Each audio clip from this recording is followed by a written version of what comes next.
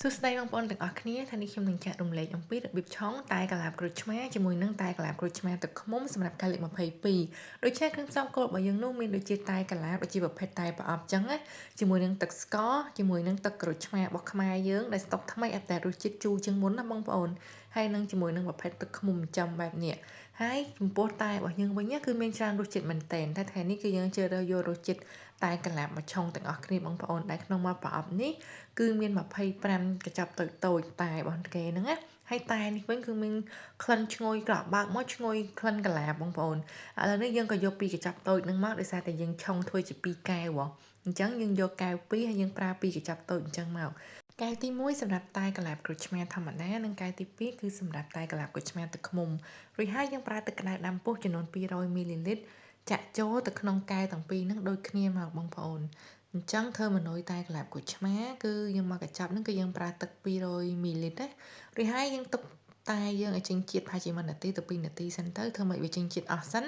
ចាំយើងយកវាមកឆុងធ្វើជាតែក្រូចឆ្មាតែកែវទី1នេះយើងប្រើទឹកតែចំនួន150មីលីលីត្ររួចហើយយើងប្រើជាមួយនឹងប្រភេទទឹកស្ករប្រើប្រភេទទឹកស្ករយើងធ្វើខ្លួនឯងក៏បានដែរបងប្អូនតែនេះគឺជាប្រភេទទឹកស្ករចិនណាគឺយើងប្រើចំនួន40មីលីលីត្រទឹកស្ករនេះគឺផ្អែមមុតមែនតើបងប្អូនចឹងដាក់តែ40គឺមកផ្អែមហើយ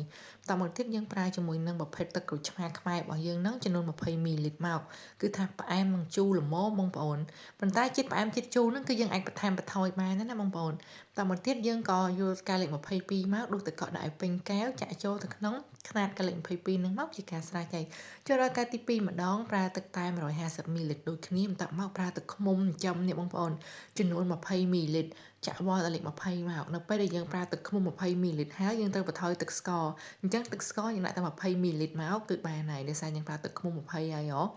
កូរចូលគ្នាឲ្យសព្វមករួចហើយយើងក៏ប្រើជាមួយនឹងទឹកក្រូចឆ្មា20មីលីលីត្រទៀតមកគឺថាមកជូរមកផ្អែមល្មមបងប្អូនកូរចូលគ្នាឲ្យសព្វរួចហើយយកកាលលេខ22មកដួសទឹកកកដាក់ឲ្យពេញកែវចាក់ល្បាយតែកាឡាបក្រូចឆ្មាទឹកឃ្មុំចូលជាចុងក្រោយបន្ថែមចំណិតក្រូចឆ្មាបន្តិចមកដោយតែកាឡាបក្រូចឆ្មាទឹកឃ្មុំយើងដាក់ចំណិតក្រូចឆ្មា2ចំណិតទៅយើងស្រួលចំណាំហើយតែកាឡាបក្រូចឆ្មាធម្មតាយើងដាក់តែមួយចំណិតបានហើយបងប្អូនឥឡូវនេះយើងក៏មកភ្លក់ទាំងអស់គ្នាបងប្អូនកែវទី1នេះគឺជាតែកាឡាបក្រូចឆ្មាធម្មតាគឺថារសជាតិជូរអែមមកល្មមឆ្ងាញ់ហើយធំក្លិនរៀងក្អប់កាឡាបតិចក្នុងមាត់តែធំក្លិនខ្លាំងឯងបងប្អូនគឺតែរសជាតិប៉ុណ្ណេះមកជូរអែមល្មមហើយតែគឺថាឆ្ងាញ់ហើយប្លែកទៀតចង់ឲ្យបងប្អូនសាកគ្រប់គ្នាបងប្អូនឥឡូវនេះតែកែវទី2នេះគឺជាតែកាឡាបក្រូចឆ្មាទឹកឃ្មុំ